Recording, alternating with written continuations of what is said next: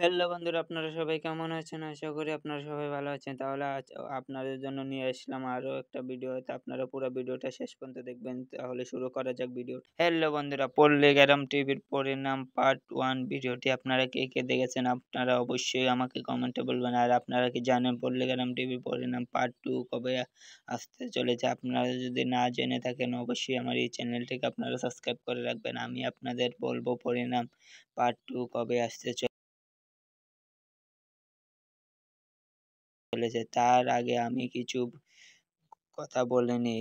পল্লীগ্রাম TV টনির ব্যাপারে। Tony কিন্তু পরিণাম পার্ট 1 এ অনেক সুন্দর অভিনয় করেছে। তার সাথে সালমাও কিন্তু অনেক সুন্দর অভিনয় করেছে।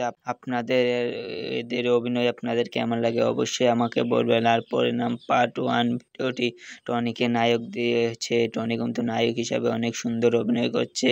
পরিণাম পার্ট 1 টির নায়িকা হচ্ছে সালমা। সালমাও কিন্তু অনেক সুন্দর অভিনয় করছে। এদের অভিনয় আপনাদের কেমন লাগে অবশ্যই আমাকে কমেন্ট করে জানাবেন। পল্লীগ্রাম টিভির পরিণাম পার্ট 2 র শুট চলছে। আপনারা যদি শুটটা না দেখে থাকেন অবশ্যই পল্লীগ্রাম টিভির ভিডিওতে গিয়ে দেখে নেবেন।